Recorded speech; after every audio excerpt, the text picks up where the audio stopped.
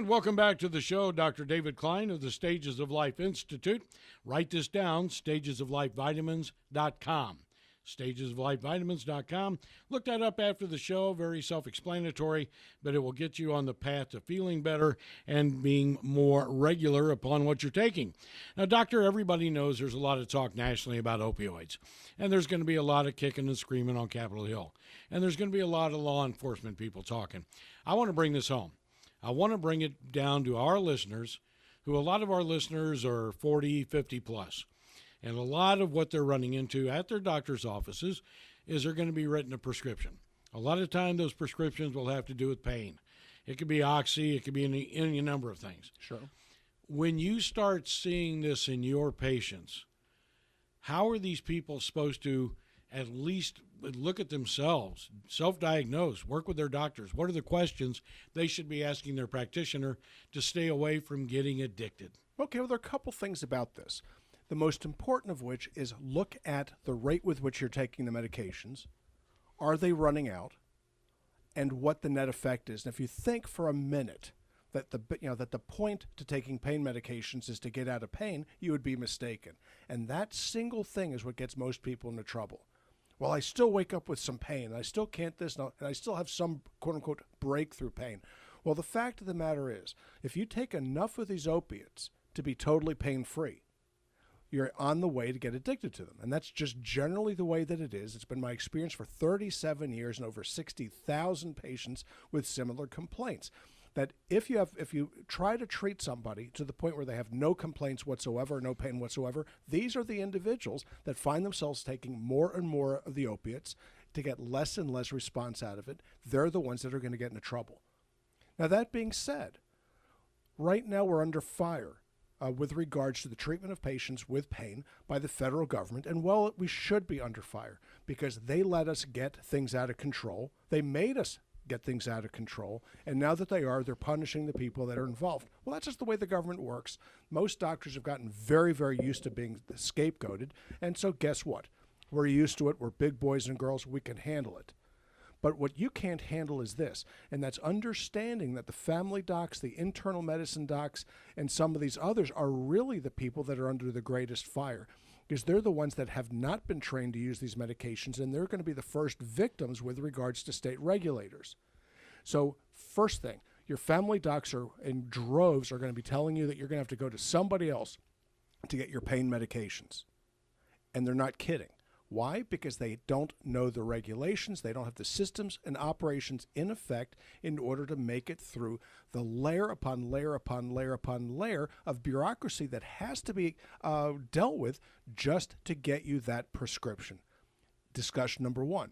Discussion number two is the waste that's involved. In order for them to do this, you're talking about periodic, that might mean monthly or bi-monthly urine toxicology studying. Well, guess what? Those things don't come cheaply. The docs have to invest in disposables. Their staff has to deal with them. None of this gets reimbursed very well, not at the doctor's office level, and consequently, they tend not to do it, and when they don't, they find themselves with these multiple $10,000 fines, and then a for sale goes outside in front of their office. Interesting. The paperwork that you have to do just to document the fact that you did what you said you were supposed to do requires that you have a good understanding of an electronic healthcare record, and many of these folks do not. The ones that work for hospital-related groups are at greatest risk because those EHRs, those healthcare records, are set up to deal with hospital patients, not pain patients.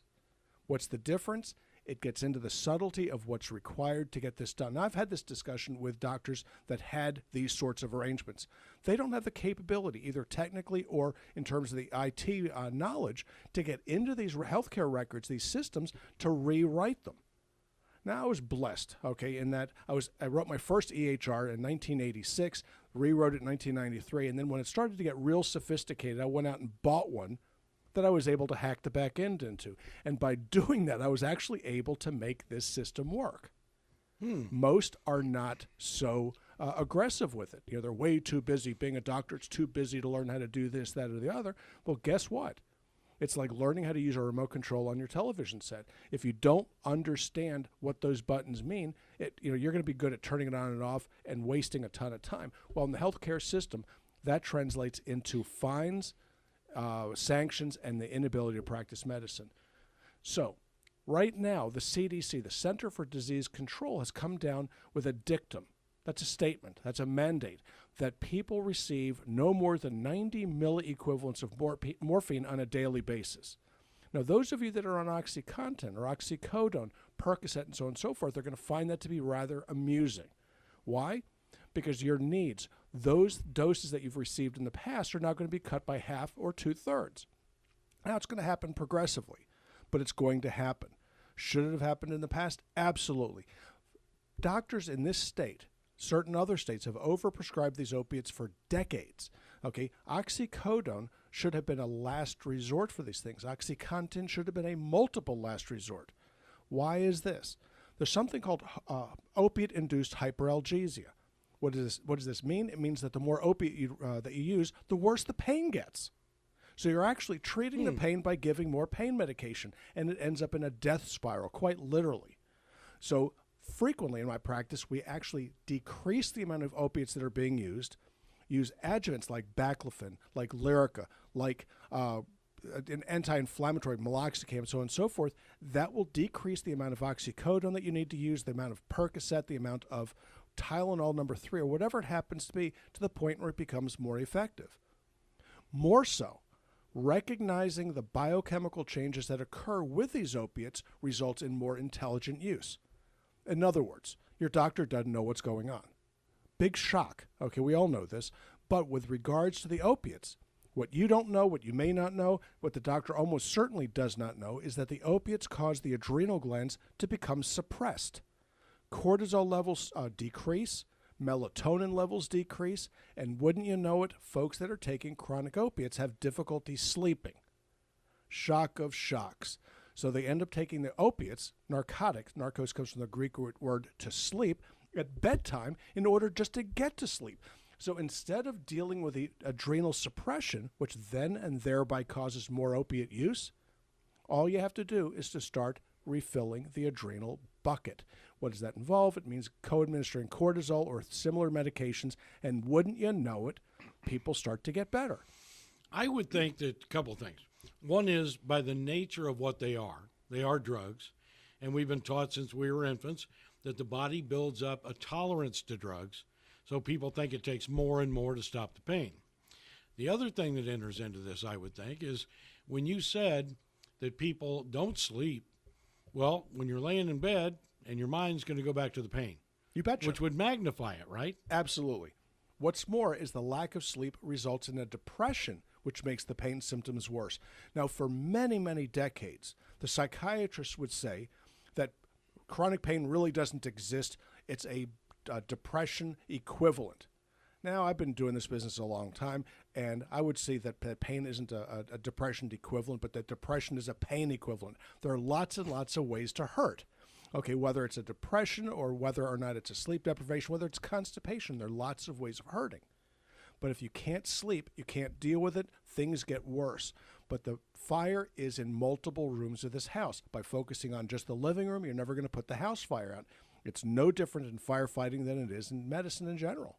I know a few years ago, and I know this from the example of a relative, that they could simply go from doctor to doctor to doctor to doctor who didn't know they were seeing the other doctors, and they could have 5 prescriptions for Oxy. You betcha. 5 prescriptions for something.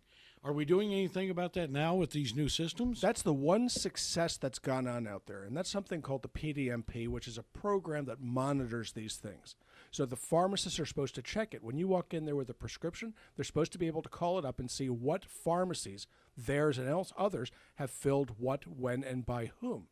The by whom is very important. The when is most important. So we used to tell patients, you can only go to one pharmacy. You can only see one doctor. Well, the fact is you should only see one doctor. But going to more than one pharmacy may be a reality these days when the pharmacies don't have the medications that you need. So I really no longer tell my patients, you have got to go to that one pharmacy and no others, because very, very often it is not available to you. The real issue here, okay, is what are you going to do? You know, you've been taking these medications for years for your rheumatoid arthritis. I feel badly for you. But the long and short of it is the government doesn't really care. They couldn't care less if you really deserve it or not. They don't really care if you really earned it or not, and they certainly don't care that you need it. because they're going to throw you right into the kettle with everybody else. Enjoy it. You're going to get fried with the rest of the fish. So you have to figure out what it's going to take for you to take care of yourself. Okay, we are now on the top deck of the Titanic. Okay, it's halfway into the Atlantic. Okay, when are you going to start looking for your lifeboat? I suggest you start looking right now. What does this mean? It means you need to start looking for a good, competent pain doc. Do it now. You want to find somebody that's been in practice a while. Why? Because most of these people make it 3 to 5 years and they get chased out of practice. They go back to India or Pakistan, never to be heard of again. So you need to find somebody that's going to be there for you. The second thing is find somebody with a comprehensive understanding of what the problem is. If you have a chronic pain problem due to osteomyelitis, you need to find somebody that understands a little something about infectious disease. You need to find somebody that has a little feeling of physiology, and you certainly need to find somebody who's going to be there for you. The Stages of Life is in Longwood, Florida. You can look them up at suffernomore.com. .com. And of course stagesoflifevitamins.com, and we want you to visit the nutraceutical store. So here's the contact information. Our phone number is 407-679-3337, and our website is stagesoflife.net. We're located in Longwood at 1917 Booth Circle. That's right off of I-4 and 434. And let's see, our office hours are Monday through Thursday, 8 to 5.